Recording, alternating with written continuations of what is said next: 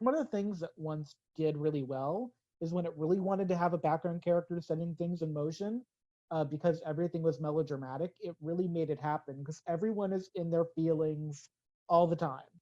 Um, and I think that's really important to think about is that this is a show about feeling.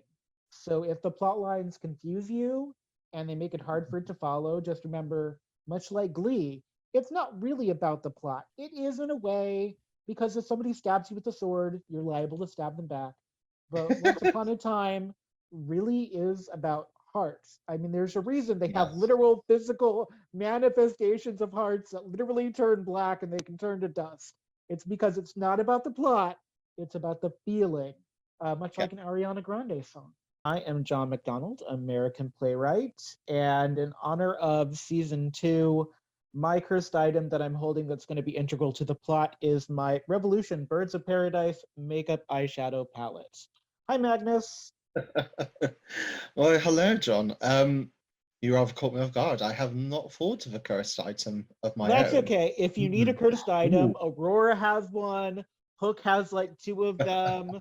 Mila has one. Regina's got a couple of hearts in season two. So if you need a cursed item, there is no lack of cursed items happening in Yeah. Storybrooke and the Enchanted Forest and the part of the Enchanted Forest where the curse didn't take place and they was frozen for 28 years.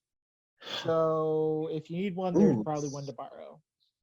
Well, you say Regina has a couple of hearts, but actually that triggers a memory about Regina's vault. She doesn't have just a couple of hearts, sir.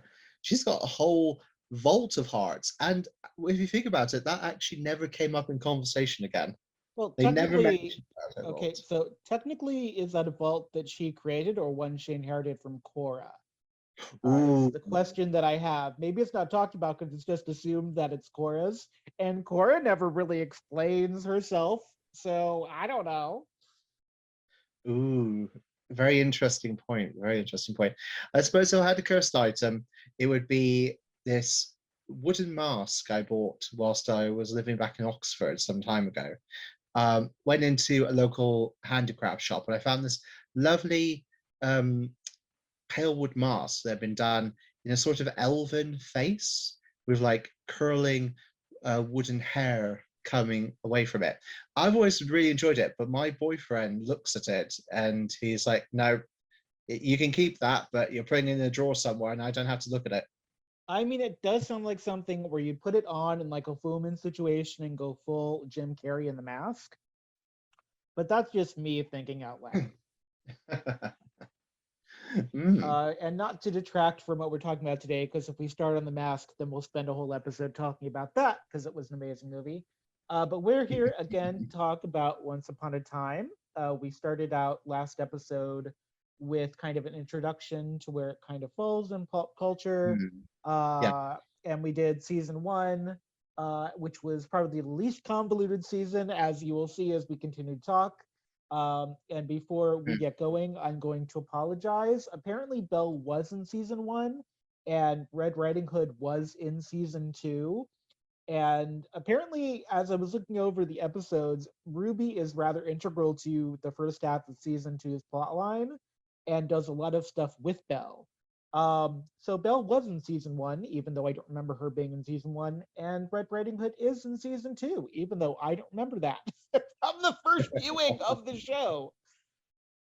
The the fact is, you can kind of be somewhat forgiven for that because once is such a dense show.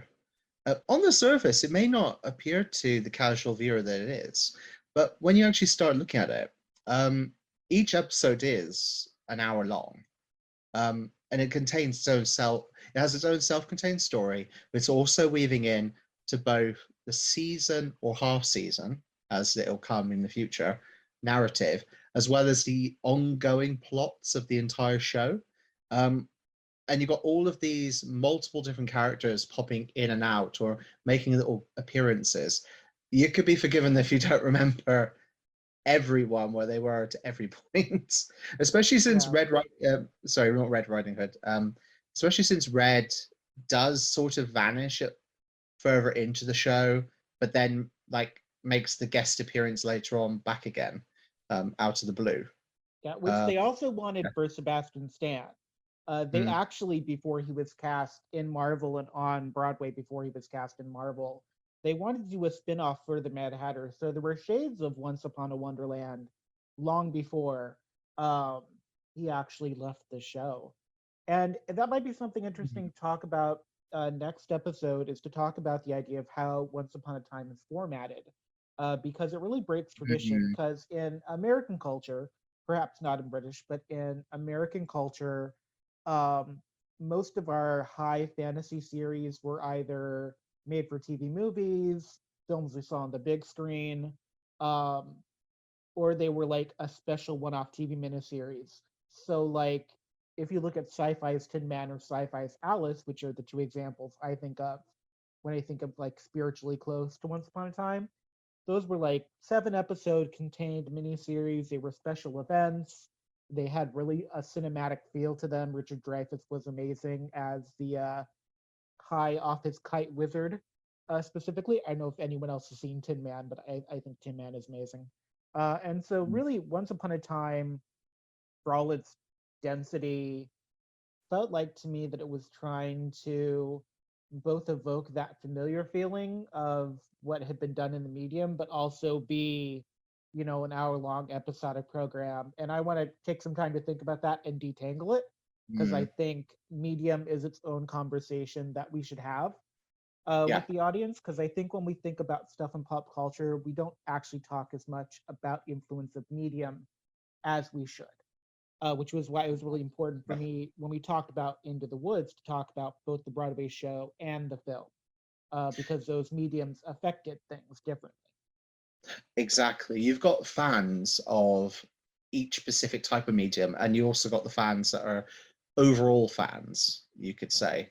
I've known people that have preferred, you know, if we're going to talk about a really popular thing that a lot of people know about, Marvel, for example, you've got dedicated comic fans, you've got people that are solely dedicated towards the films and such.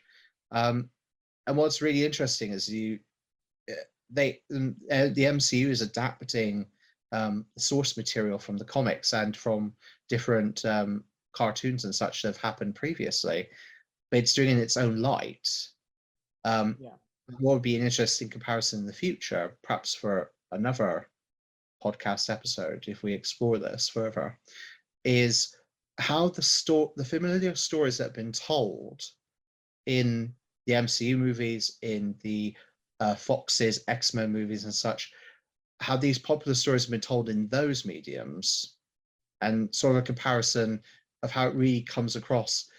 Because um, thinking back, thinking back to it, Thanos' Infinity War in the comics was this great, huge, memorable event, and then you had quite a different take on it in the last few Marvel movies of, I think it was Phase 3 that I wouldn't have any idea. I was a big fan of the X-Men movies back when yeah. superhero movies felt very special and weren't everywhere all the time. Like Star Wars, where it's everywhere all the time. Now I'm just like, I'd like to take a break from Yeah, this, please. But the unknown story of Obi-Wan. oh my god. I mean, I'm not mad about it. I do love that Hayden Christensen is back as Anakin, which I think is a really great redemptive arc. But we're going to talk about that at another time, because I Yes, think those deserve its own things. Although that does kind of segue before we talk about season 2 and hopefully season 3 today. yes. Um, I want to talk about the idea of shipping. Now, people Mhm. that might be listening might not know what shipping is, but shipping is often fan driven, and it's based on the idea of relationshipping two characters um, from the series, and ones that may or may not have been in a relationship on screen. And I like to do this for the introduction of season 2 and season 3, because season 2 had one of its only controversies from Once Upon a Time, and season 3 is where I started to see a lot of shipping of Hook and David when they were officially in Neverland. And so before we get to this, I kind of want to talk about your dialogue, how you feel about shipping within the Once Upon a Time universe, if there are really cool works that you like, that you want to give a shout out to besides your own. And just like just to kind of educate the audience a little bit on what it means to be a shipper as a Mm. oncer, which I really think that needs to be workshopped as a name for the fandom. But as a oncer, what is shipping like for you? Well, um, in the context of the show, um, I think it was really easy to do shipping for the various friendships between the different male characters that came along. Because the show did do an awful amount, tried to do an awful amount of time of building up relationships between all sorts of different fairy tale characters that you were both familiar with, and yet you weren't familiar with this take on these characters. So um, it instantly became intriguing seeing how they reacting to each other in that sense. Um, Sorry, I'm just trying to think of some I'm trying to think of some good examples between the obvious ones, dare I say, because Well, everyone knows about the Hook and Charming yeah. ship. Which is Um, interesting too, because I don't know if this is added in by the community or if this was something yeah. that happened on the show that I've also forgotten. But in that pairing, a lot of people call Hook the pirate and call David a farm boy. The ones that I read often referred to him in like this very rural, pre-regal sense, almost stripping him of his affectation of royalty in order to create the ship. And I don't know if that's something on the show that I just completely forgotten and it was part of his roots, or if that was something that was just like organically fan created as a reason to make this happen. Oh no, David and his twin brother. Wasn't it Robert? James, or did he have James. another twin? What am I? Why have I got? James. It's James. Why did I think Robert?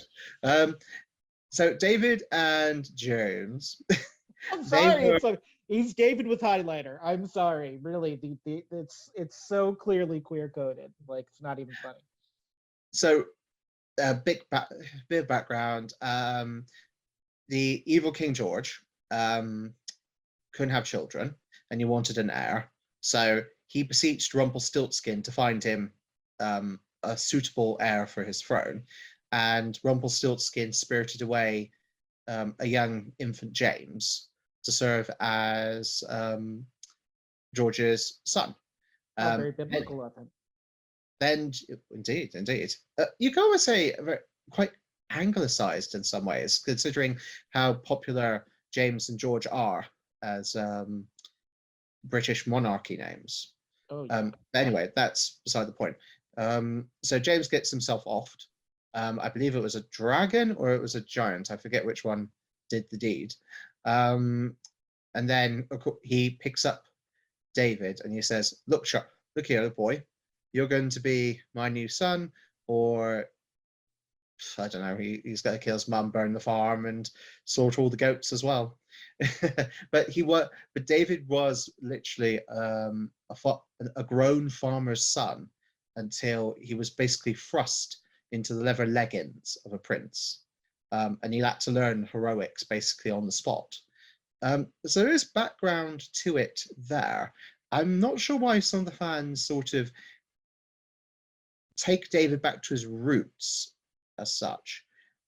Maybe as a prince, he's too commanding, and they want Hook to be more in a position of authority. Yeah, Hook is usually the Or, top in that relationship. From the ones that I remember reading, it's very rare for me to read something where Hook is a bottom, which is which kind of an interesting take on it. So, oh, the fan fiction that I've seen, of which I do apologize, I don't have any names at second. I'll have to. dishonor on you, And dishonor on your cow, as the Disney fandom would say. not my cows. um, but the ones I've read and the smutty artwork that I've seen, of which unfortunately there is a criminal underdevelopment of queer artwork for Once Upon a Time, and actually also straight artwork, if I recall correctly. But what I've seen has always been Hook being fetishized as the more submissive partner. I'm not sure what it is. Maybe it is because he was made out to be a sex symbol in the show. So Well, instantly people want to dominate him. he's controlled quite a bit on the show, both by his heart and by the Dark One's dagger. He and Neil kind of have this almost damsel in distress, whereas Emma Swan takes on the kind of in charge knight role. And so maybe it's a Yeah. response to Hook almost having this like wild damsel in distress. It's very Disney Tangled, where Rapunzel is both in distress but also Mm. like yearning to be free, kind of thing. So in terms of the ships, you had Hook and Charming. I recall that Neil, Henry's father, and who for a time served as Hook's cabin boy. Oh God, yeah, nope. I definitely remember They reading that and going, "There we go. That's a thing I should have explored more." they were shipped together. Um, Not so much Rumpel with people. Although I have had some people comment to me they'd love to see Rumpel's dungeon for some reason. Well, here's the Um, question that I have: Is it mm, they're not shipping with Mr. Gold, or they're not shipping with Rumpel, or they're not shipping with Rumpel as, I guess, Beast, because he's also Beast. Rumpel is many characters in this show. Robert Carlyle does some heavy lifting as like 9 Disney characters throughout the course of the show. And so it's yeah. also I wonder how much it has to do with the idea of masculinity versus femininity, Mm, because Rumpel, especially when he's being like really cryptic like he is when he's locked up by Cora and he's speaking in riddles, there's something very femme about Rumpelstiltskin. Like yes. as a character, Rumpelstiltskin is femme in a way that Mr. Gold is not, because Mr. Gold is very contained. Rumpel is almost reads almost as this wild, feral kind of Oh, troll of the forest kind of character. he's a wild And card joker.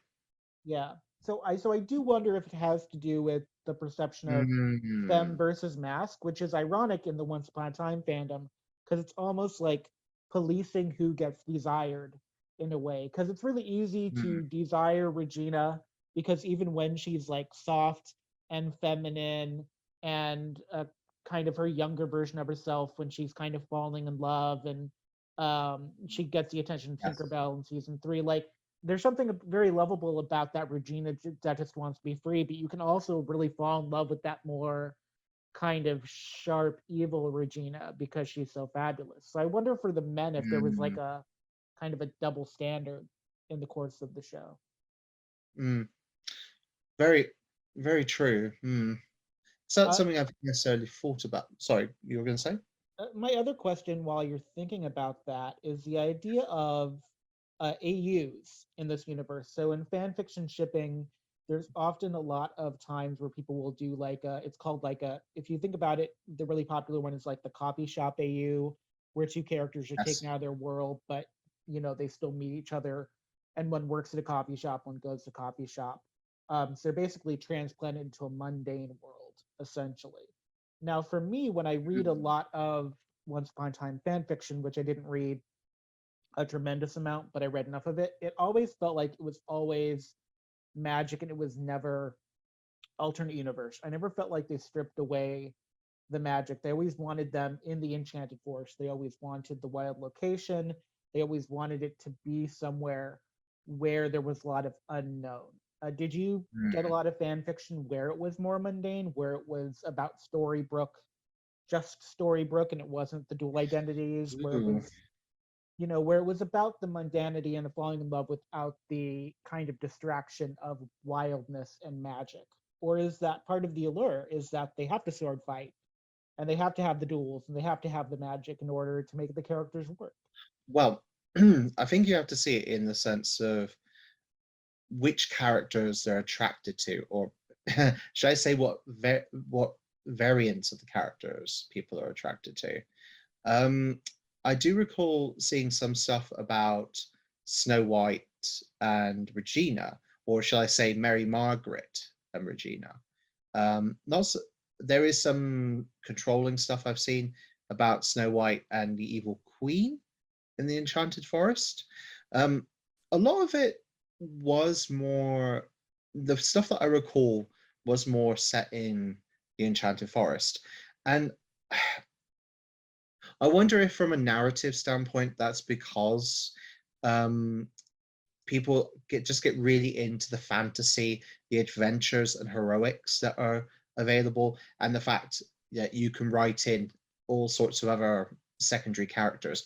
And I wonder if there is a slight element of romanticism there. If you think back to the writers from medieval times or from the Renaissance, they used to characterize medieval tales for high romanticism. So at times, taking like the legend of King Arthur and sort of exalting it to this whole level of mythos. And I'm not saying that's exactly what's happening here, but I do wonder if that's why people have always been more into the idea of writing about Captain Hook getting with the farm boy or the prince, rather than Hook with David Nolan in the back of a car. Or with Prince Eric with Prince Charming, because it's not very often that you see people, and this is kind of a big reveal, so I'm spoiling it if you haven't seen Once Upon a Time. But Hook is also Prince Eric, who fell in love with Ariel, who's also one of the characters I've completely forgotten about that is a big part of one of the half seasons. So spoilers, by the way. There's You kind of have to spoil it too when you talk about the show in context, because there's no way to get away from Peter Pan is somehow, I guess Peter Pan would be Henry's great grandfather, He because is. he's, yeah, it's very much that. I made the joke Oh, when that reveal happened that like they were going to reveal that Henry was like also Winnie the Pooh or something like that, because there was so many wow. characters people were at the same time, and I'm like, this is not tenable, this is insanity. Well, actually, it's not too far fetched. Can you think? Not like he's Winnie the Pooh, but I could actually envision a young Henry being a version of Christopher Robin if he had ended up in a wood where like there were friendly talking animals, shall we say. That would have been an interesting trippy episode, but I think it would have been possible. Well, you could have Um, actually, and moving on because we can start yeah, talking about season two. So we get yeah, the characters in season two, Tamara and I think it's Greg yeah, Owen. I have the thing opened up here, and you could easily make the case um, because of that kind of redemption arc that Greg is trying to destroy because of his father.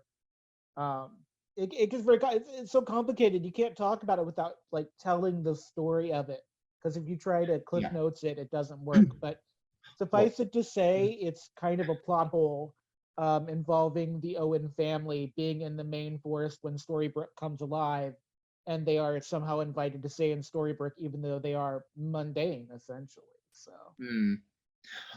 I do have I have a, I have a thought about season two. If I could, I would just like to revisit the shipping thing because I had one last major point I wanted oh, to yeah, touch on definitely, that for quickly. sure. I think one thing with the shipping, which has always been a massive issue, and this can actually lead quite nicely into season two, um, which I'll explain in a second, is the fact that the majority of the cast are related to each other in some way. And I think for some people and some shippers, that's always been a slight issue, um, Yeah.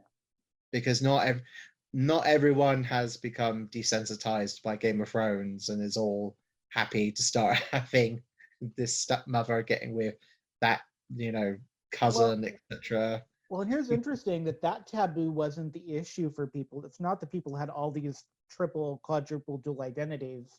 Hmm. Season two is really the only time once has controversy, because there were people so up in arms about the idea of that Aurora and Mulan would be these lesbian lovers. And though Yeah, nothing was ever shown and it was a total cop out, I remember that, like, even though I wasn't watching once, I heard about this and people were just up in arms about queer coding and Once Upon a Time, like it was this great family show when people weren't pulling each other's hearts out left and right and straight up murdering them. Like yeah, like season one didn't have Jamie Dornan's heart literally in like a chest as he lay dying, kind of thing. Um, which is really different yeah. from the fan art of it, Yeah. because the fan fiction really does go there, and it's a really interesting thing too about season 2. To me, is kind of the season of queerness, and it's also the season of stuff. The second episode, We Are Both, which is probably the highest rated episode by critics of the season, is about people getting freaked out that they can't leave the town. They're essentially kind of trapped. And it Mm. really makes Mr. Gold angry because what he wants to do is find Balefire at this time. But We Are Both is really about a big speech David Nolan gives about how he's both David and charming, and he's kind of at peace with both of those things. And it's kind of like that speech that Michael Tulliver um, writes down as a letter in Tales of the City and Sons to his parents about being gay. Like you could easily say that's a speech about the identity of queerness, of how Mm. Nolan and Charming are the same person, but they're two different parts of him. So Yes. So this was an interesting season because so narratively everything in the season was all flowing into one each other. So it brought it to the natural end with everything that goes on with Tamara and sorry, what was the name of the chap again? Greg and Greg. Owen Mendel, I guess. Owen is the dad, and then it's revealed that Greg is Owen or something like that. Anyways, so Greg and Owen Mendel are the two campers that are there when Storybrooke magically appears. And then there's some allegory later with Regina wanting to control Henry's love and create a curse that bonds them together, which, wow. Um, but yeah, so that's the Greg and Owen Mendel, I guess is their name. So Hmm. So narratively, it all flows together. But actually, structurally, this was the only season that really had three distinct parts, as opposed to the first season, which was like one big story, and the later ones, which are half and half. So the first part is when, as you know, Snow and um, Emma gets sucked into the Enchanted Forest, and that all of this stuff that's happening in Storybrooke as everyone's starting to adjust to the reveal of their old lives. The second part when the characters get back into Storybrooke and Cora's campaign to kill Mr. Gold, and then the last part is what the Tamara and Greg's campaign to basically pull down Storybrooke to destroy the magic. I forget, how were they going to do that again? Was it that magic diamond thing? it was the magic diamond. So I call this the season of Hmm. stuff because Aurora Yeah. has the compass. This is the introduction of the magic beans. This is the magic diamond. There's the I think it's like a bucket where you put special water into it, and that's how they're gonna get Sneezy to remember who he is because they of the seven dwarves, he's the one that's sent across the town line, and he Yes. completely forgets who he is. So like Hmm. there's like a subplot of them being obsessed with him getting his memory back. Um, and like the whole thing with Aurora is she's there because she has a compass that Cora is going to use to get to Storybrooke.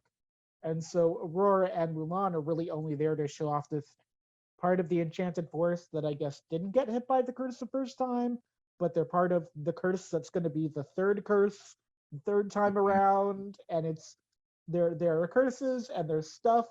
I think this is really first time where we get to see the Vault of Hearts because there's a Hmm. really big exchange between Regina and Victor Frankenstein about hearts, and it's all a part of subterfuge on Regina's part, even though she's trying to heal and it's all past and present.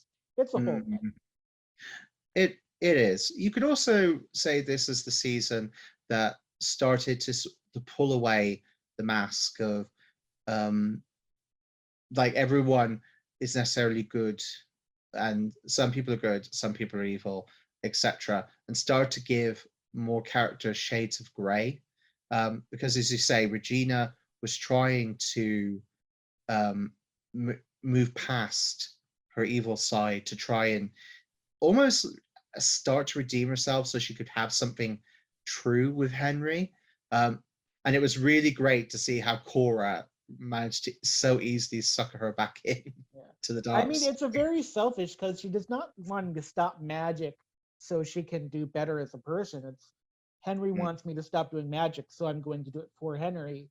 But that's yeah. really not enough. It's kind of like you have to take out someone's heart that you love, like your truest love, in order Mm. to enact the curse. Like you can't just enact it with the heart of somebody that you kind of like that you saw at the Sonic Drive-In once, you know? So If we're going to talk about controversial moments, I'm surprised that more wasn't made about Snow White's dip into darkness. well, I actually Yeah. think well that does foreshadow Emma's turn as the Dark Swan, but I actually think that's where the show was at its strongest was because it didn't take it to make her completely evil. It didn't turn her into a cartoon. This was something she did, you know, as a person, as a very complicated person. And the idea of Snow White not being completely Snow White is actually probably one of the better turns once did.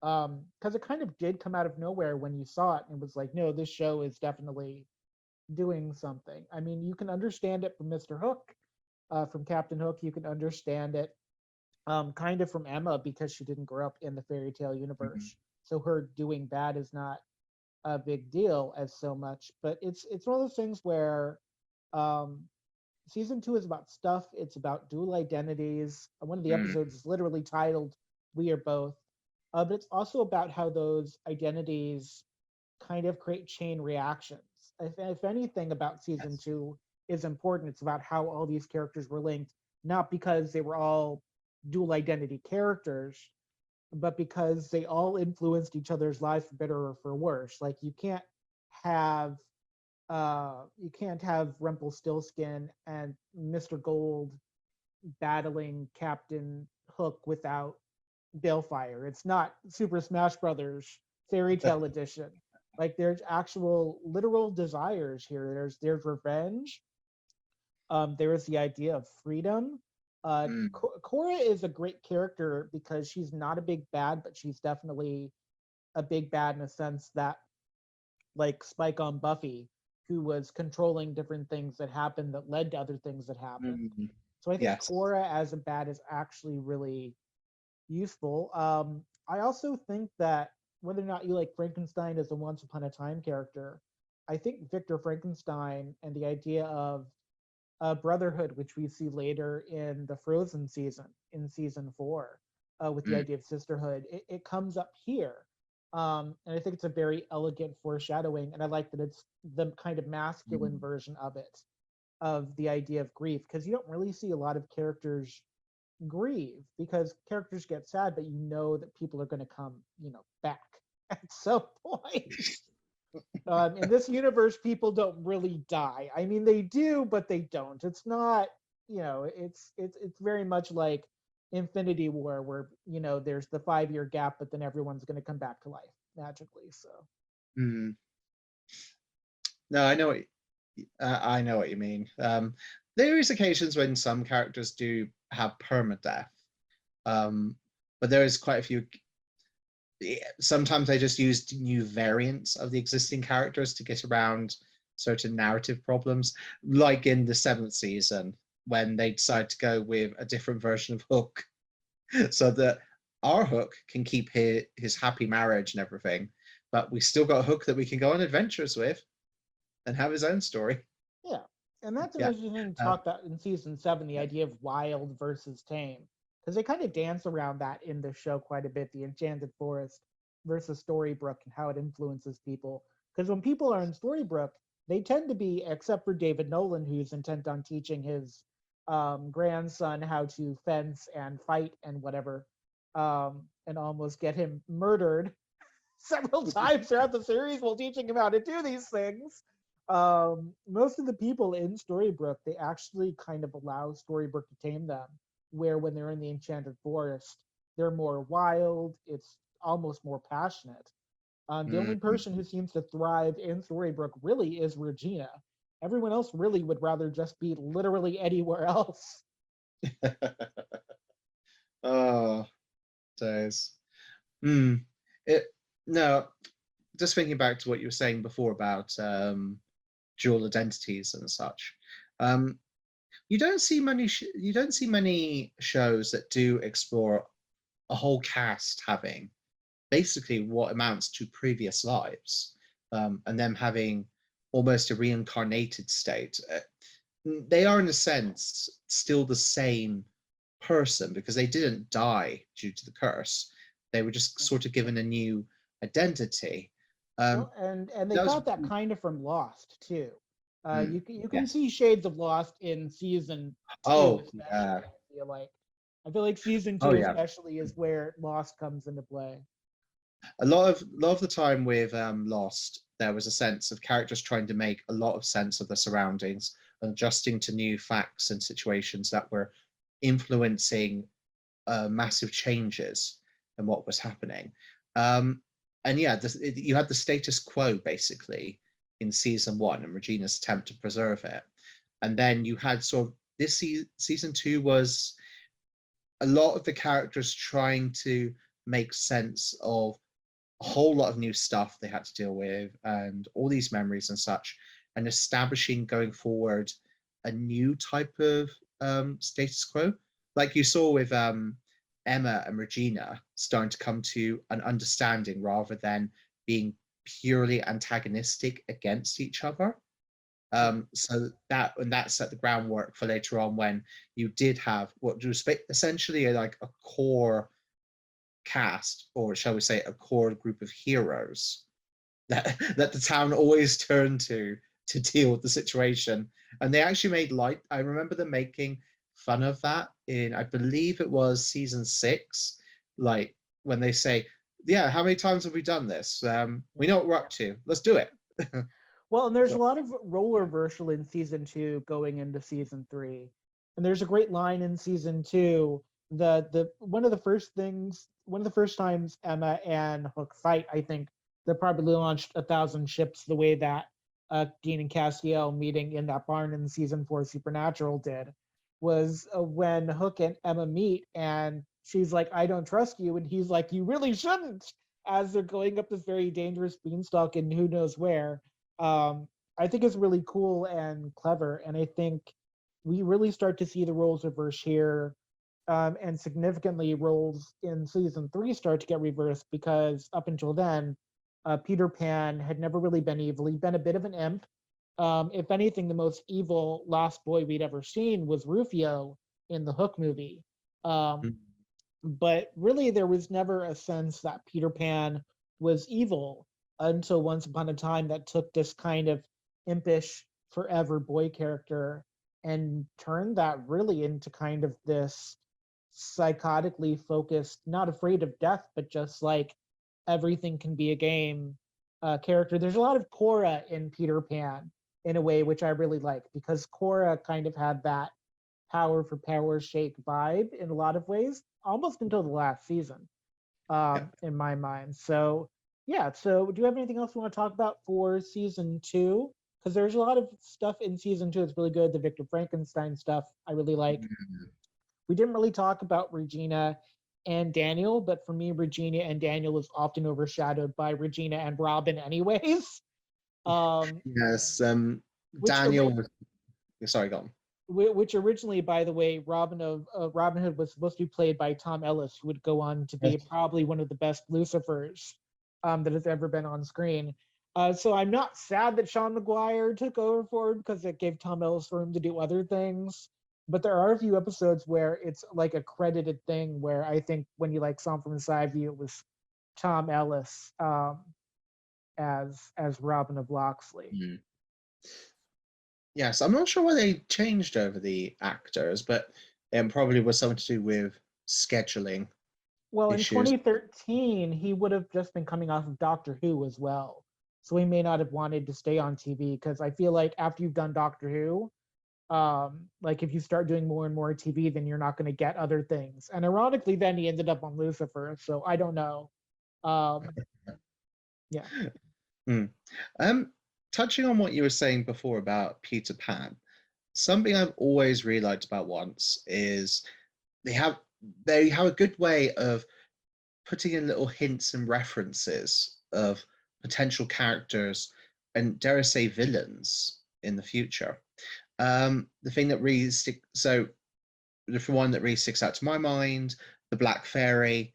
It was in the following season, season 3, that they introduced her wand, which was seen as an incredibly dangerous item by the other fairies and which wasn't to be trifled with.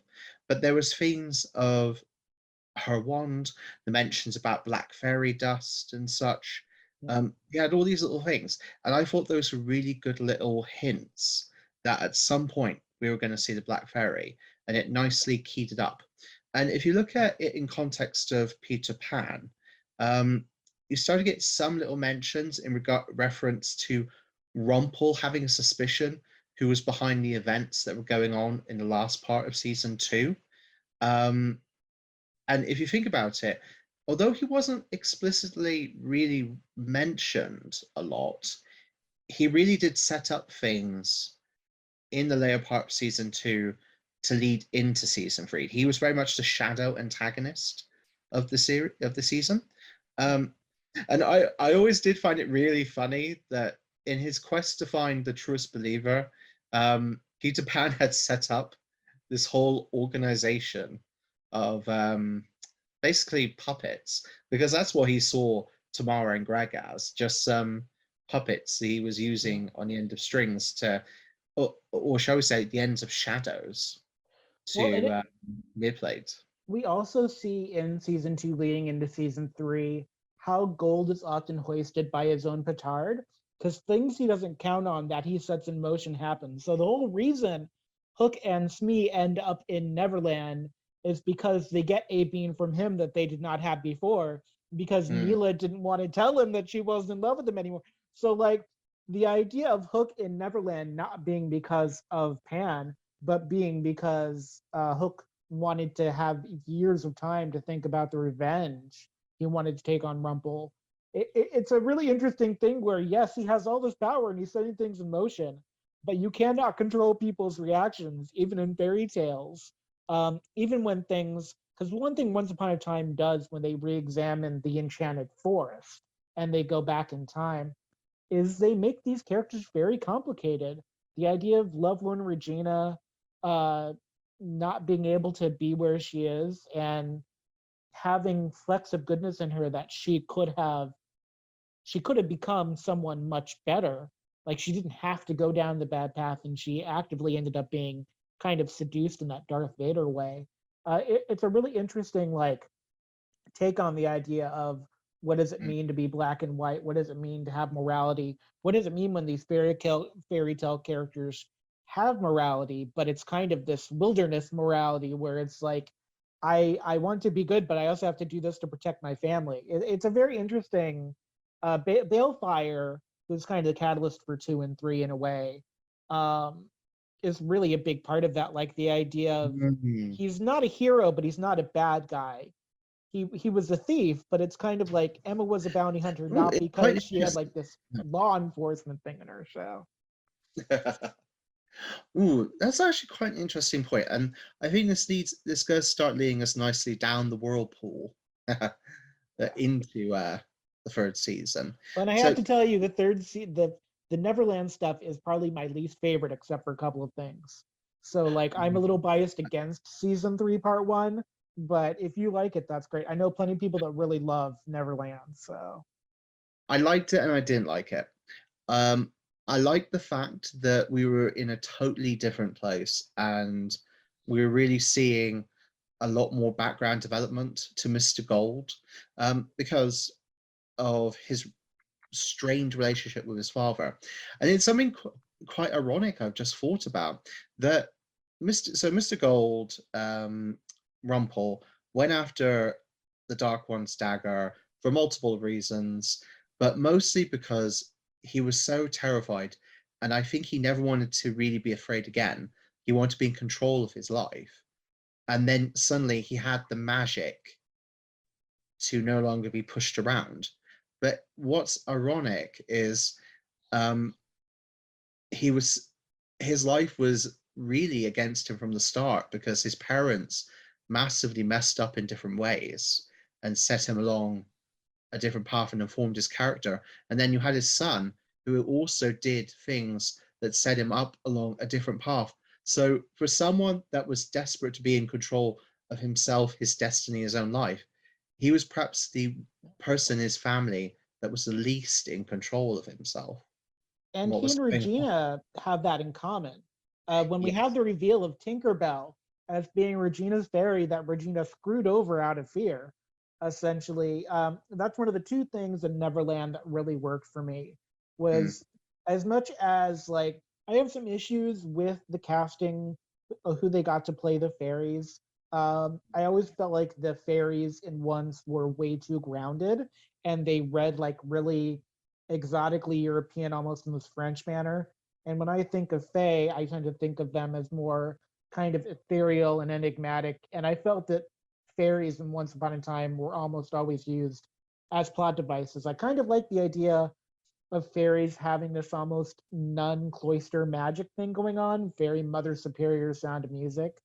But I was always kind of disappointed with the fairies in practice in Once. I always felt like they were like the yeah. Deus Machina characters, here to explain why things did or didn't work at a certain time, except for Tink, because she's a rebellious fairy, and I think Tinkerbell is the only fairy for me that actually worked, especially in context of the reveal. Mm, yes. And it makes sense that she would be the one that they would turn to in Neverland Yeah, to try and get help against Pan. Um, just to touch on so I touched upon why I liked it. It gave us some extra background lore and such, and it was a totally different setting. But the setting is the reason as well I'm not 100% gone on the Neverland half, just because it felt like they ended up being stuck in that blasted jungle for a bit too long than they should have been. it works I in was Jumanji. It doesn't work in Once Upon a Time. No, it felt slightly off and it felt a bit too plasticky. Um, I did like the fact that this was really the first time they'd taken the entire gang out of their native settings of either the Enchanted Forest and Storybrooke, and sort of I mean, it was slightly foolish on their part to go right into the enemy's territory, where it's been confirmed that Pan has so much power over Neverland that if he really wanted Yeah. to, he could make their lives hell. Um, I think, yeah. ironically, this is the first time where I actually like Henry more because he makes mistakes. Mm, Henry falling essentially for Pan, like growing closer to Pan to the place where he mm, almost loses his identity, and that really great slowed down Lords of the Fly dancing scene that he mm, does. I think I really like the idea that Henry isn't just this 10-year-old that's going to save the world. Like Henry is imperfect. Henry has these fears. And Henry almost loses himself. Like he's almost seduced by this dark Pan character. And I like mm, the idea that there's shades of Ray Bradbury in there. There's shades of Something Wicked This Way Comes. mm. And I appreciate the idea that Henry can mess up and be forgiven, and he's not just this protagonist character stand-in. No. That's one of the things that worked for me. The other thing that worked for me in Neverland is Echo Cave, where all these characters with melodrama and secrets from each other have to tell the truth in order to get what they want. And there's nothing worse for a fairy tale character than having to be completely honest, because fairy tales are set up like a soap opera where honesty is not going to pay off in the way you want. And I think Mhm. that's one of the highlights of this half season is that honesty that Emma has in the cave. And I think Neil is in a cage at that point and she has to like walk out to him and like just realizing that, they're not really each other's true loves and they have to move on from that. I think that was the context of it. I can't remember exactly. Mhm. But I just Mm, remember yeah. really Echo Cave really resonated with me, and I was like, this was worth everything else we had to go through to get here. Like the fan fiction for Hook and Charming is great, but like Echo Cave for me was worth the entire Pan arc. Mm. And it was really good that it works in well as a juxtaposition against the traditional theme of fairy tales being sort of a culmination towards people's um, well, this is very much the Disney-fied version of the happily ever after sort of thing. Because a lot of these characters have had their traditional tales play out, and this is the events that have happened afterwards. And to see Snow turn around and say, you know what, I'm not happy. I want another baby. I want to get what I lost and such is a very powerful moment. And really reinforces the fact of her character that, as much as she tries to be there for everyone, she also has her own personal wants as well. The amount of times that she was like, no, I'm going to heroically sacrifice myself, or I don't want anyone else to do it because I don't want you to be in danger. It is very powerful to see she's willing to actually admit that she is dissatisfied and wants to have something else. I would like to touch on Pan as being a really good villain for this half season I as well. really wish this is one of those other ones where the actor that they cast I never connected with. So for me, I like Pan. I just wish they'd cast someone else. I don't know who. I don't know who would have made it better for me, but it's very much like this is like when they cast Belle and I was expecting Paige O'Hara and I got the woman whose name I can't remember. I don't know why. I think it was because the movie Hook was so integral to my childhood. I was expecting someone whimsical. I was expecting more of a Robin Williams character, and I knew he was going to be dark. But for some reason, like the plot was good, but I never connected with the person playing Pan, and I have no idea why that was. I didn't so much mind the actor. I think that what they were looking for was someone that could pull off maturity and youth in the same package, which I do admit he does. I do feel slightly saddened about the fact that they offed him so quickly. But I'm glad that he returned later on in the Underworld. Spoilers. Well, he's like a Dr. Facilier type of villain. And what I mean by that is Dr. Facilier in Princess and the Frog, not the one in Once Upon a Time necessarily. But the Facilier in Princess and the Frog very much is a villain that is serious and has this plot, but it's also kind of a one trick. In the way where in Nightmare Before Christmas, you don't learn enough about Oogie Boogie to get tired of Oogie Boogie as a character based on gaming. Dr. Facilier is a lot about the tarot cards and a lot about the color of the world. And so, in that way, Pan's whole thing about youth is almost overshadowed by the idea that all the traps he set up aren't traps, they're games.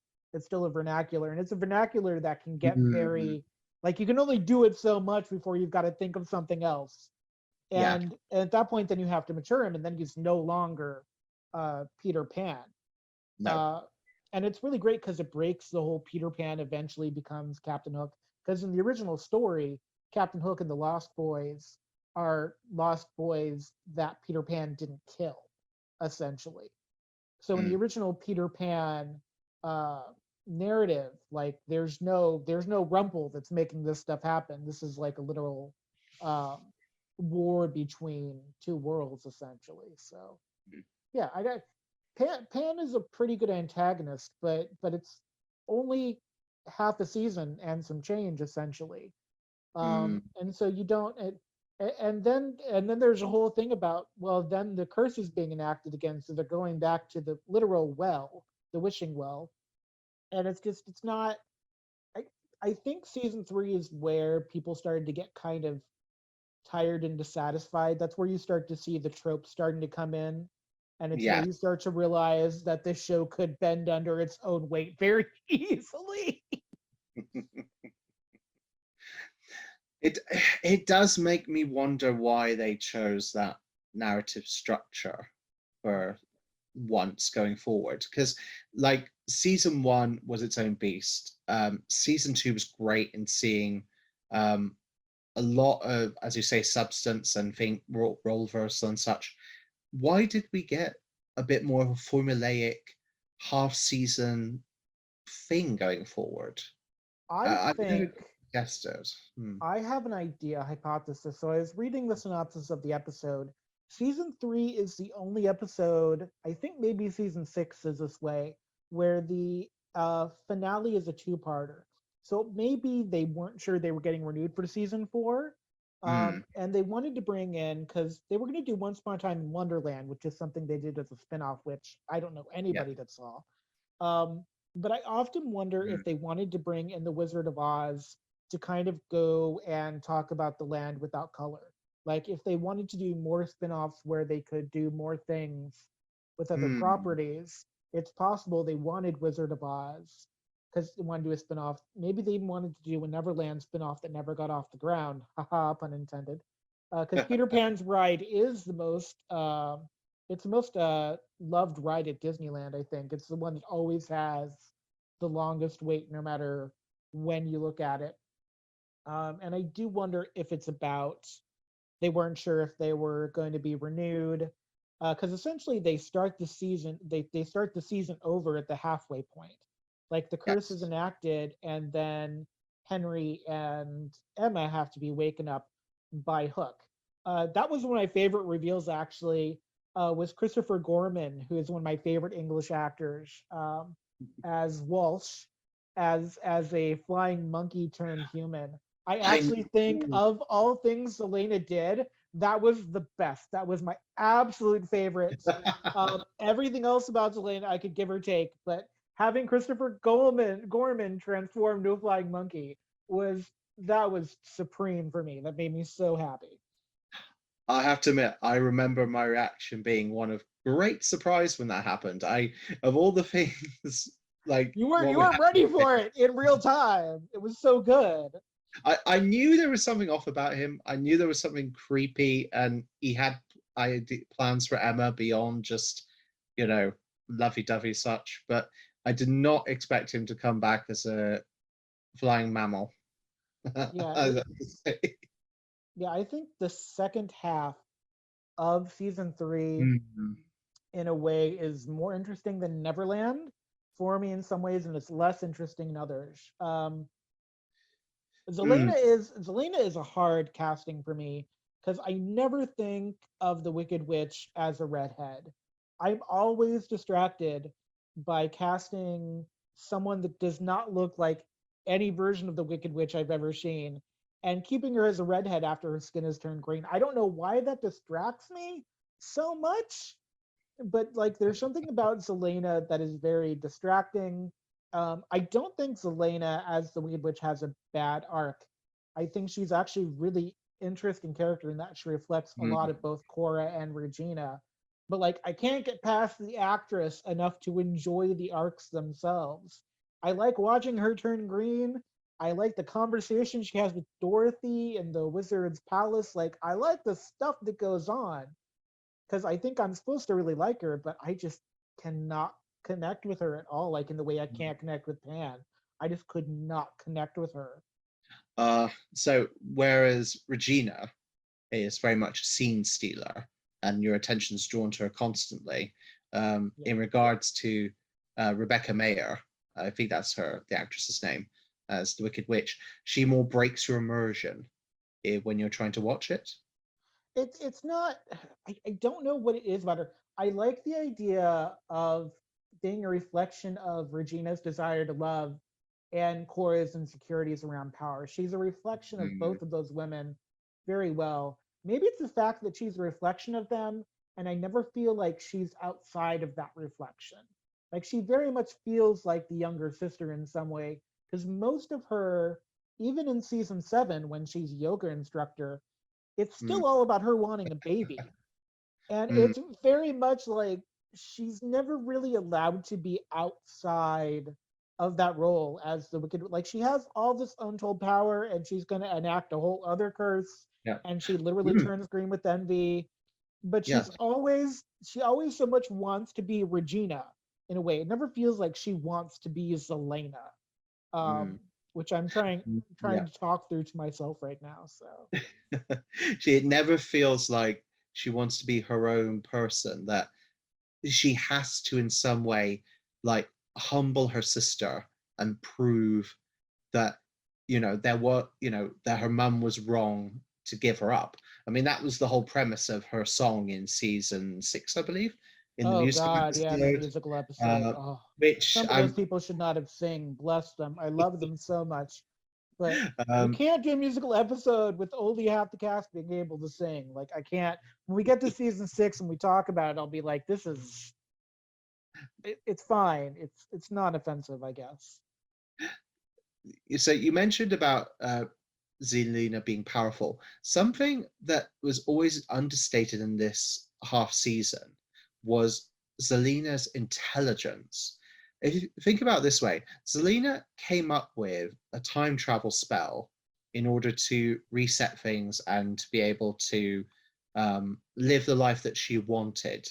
Um, Now, Rumpel was shocked that she was able to come up with this spell. And we're talking about Rumpel, who has, like, it was never really established how old Rumpel is, but he Old surely enough to has. know, old enough to know better, but too young to care.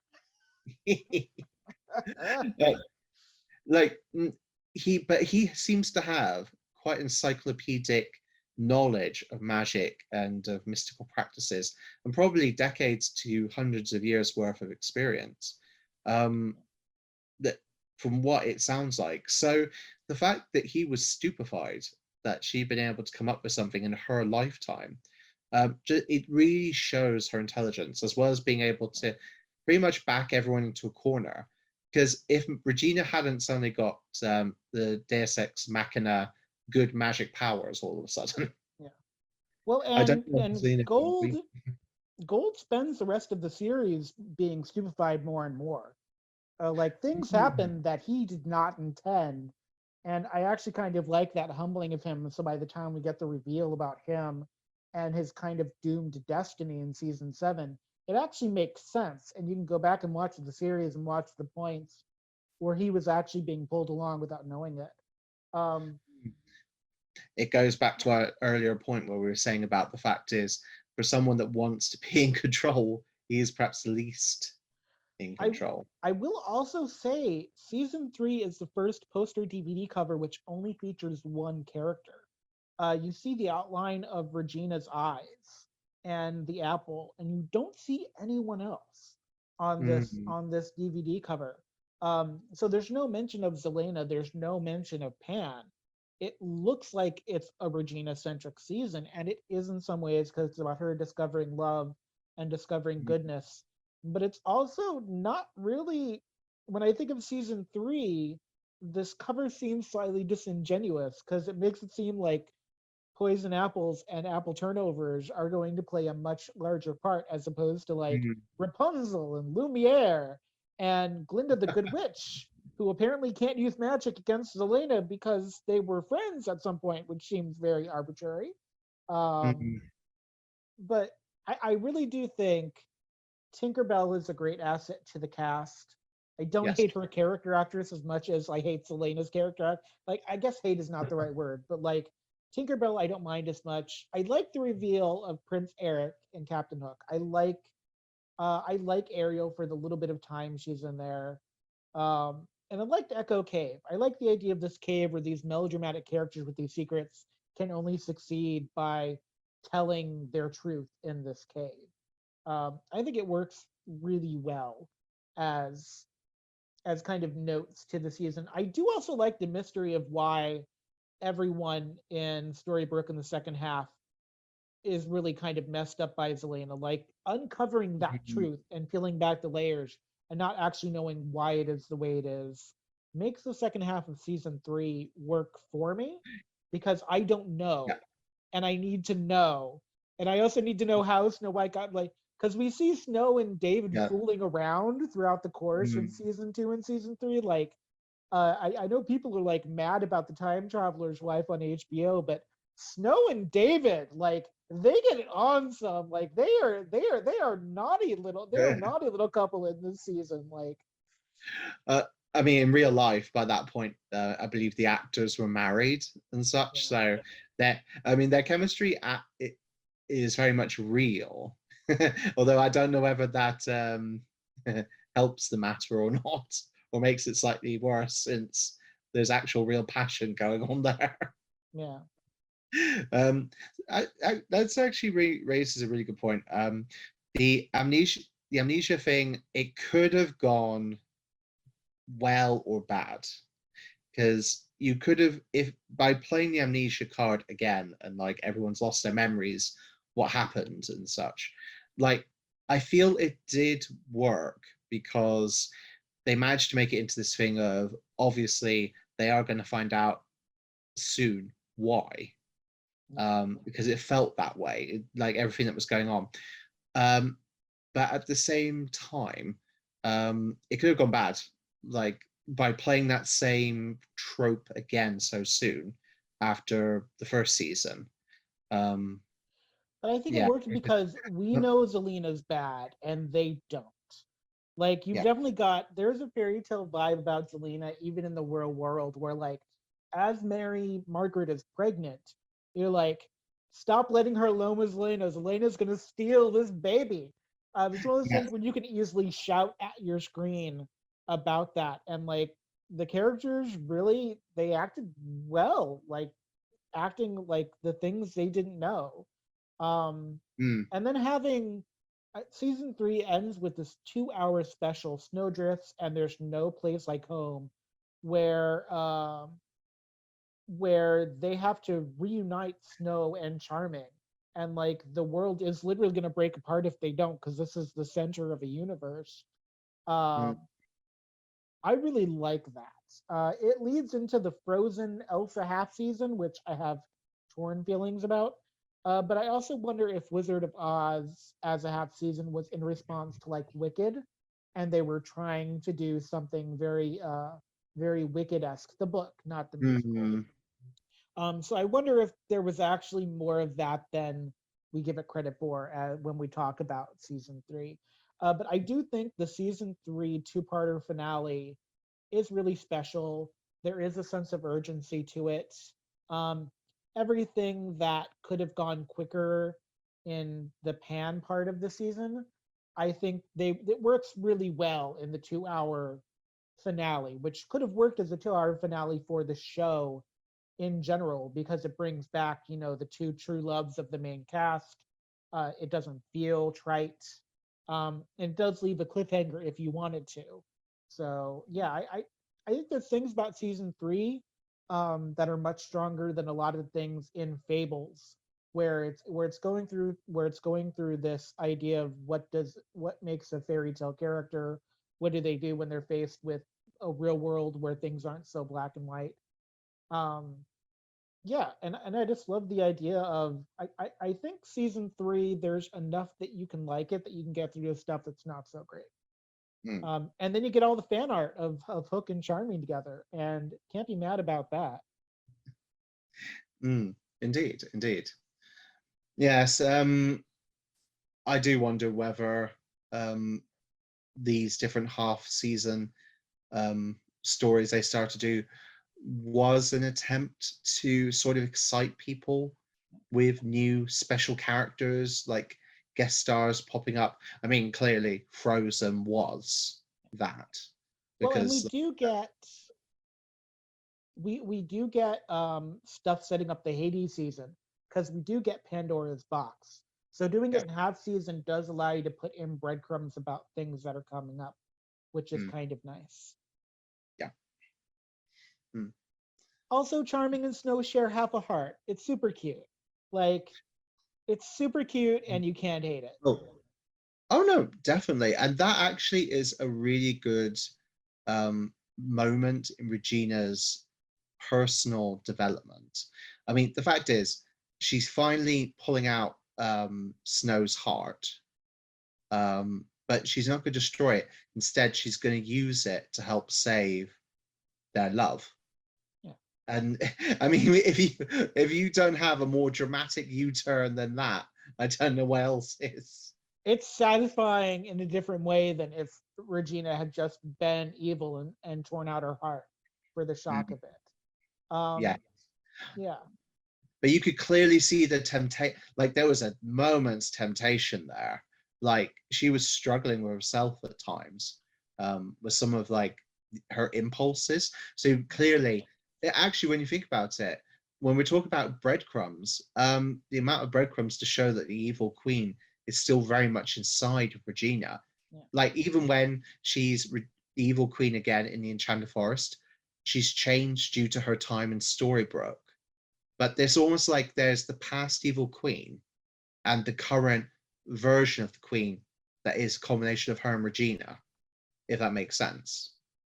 It does But make sense, and it just yeah, shows how people change. Yeah, I it's one of those things where like I think season one is a perfect season of once, yeah, but seasons two and three do offer things for people that are very, romance and fantasy heavy. I think once is something where, unlike Gallivant, where like the pulp culture can distract you from it, with once you yeah, really have to will yourself to be like, I can't take down the monarchy because the monarchy is good against the evil queen. It's very much like um, in season four and season five, which we'll talk about in our next episode, hopefully, yes. leading to some really great things. Lily and Maleficent is one of my favorite side plots. The idea of who is orphaned, of how you create family. Because we talked about this in the Golden Girls episode about the idea of found family, and I Mm, think one thing Once does really well is an examination of how you choose family. Um, and we see this a little bit with Henry and how Henry continues to choose people that outwardly other people have given up. Henry choosing Regina, Henry actively calling Rumpelstiltskin grandpa to really affect him because he knows it will, and it works at certain points. I think there's something really special in the way that the series keeps moving. And sometimes it's not surprising, but other times it really is. It's like anything else in life. There are portions of Beauty and the Beast where I'm like, and fast forward through to get to the stuff I like. So Once Upon mm, a Time is not unique in that regard. And Lana Priya continued to be a breakout star. There was never a Regina yep, centric plot that I did not like. mm, So, indeed. Well, we'll leave it there for this time then, and come yeah. back to, as you say, seasons 4 and 5 next time.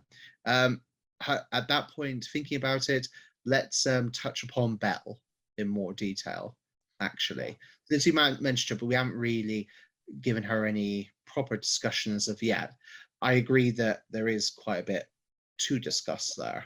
And Um, her flashbacks really don't start until season three, season four. Anyways, I feel like I could be wrong about this, but like we find out some things about her, but like a lot of her character really only starts to come out like 'cause she doesn't go to Neverland, so she doesn't then. you don't really see her until we get back to Zelena anyways. But like when I think about characters that are recurring more than regular, like I would put Belle. Also, Yeah. her last name is French. Like I'm really bothered they didn't give Belle a proper last name.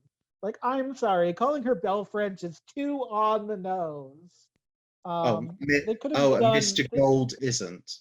well, Mr. Gold is like, haha, but I feel Uh, like Belle French is like, that's like when people say the beast, his name is Prince Adam. If you do research, Adam was not a name the French were using for aristocracy and royalty at the time.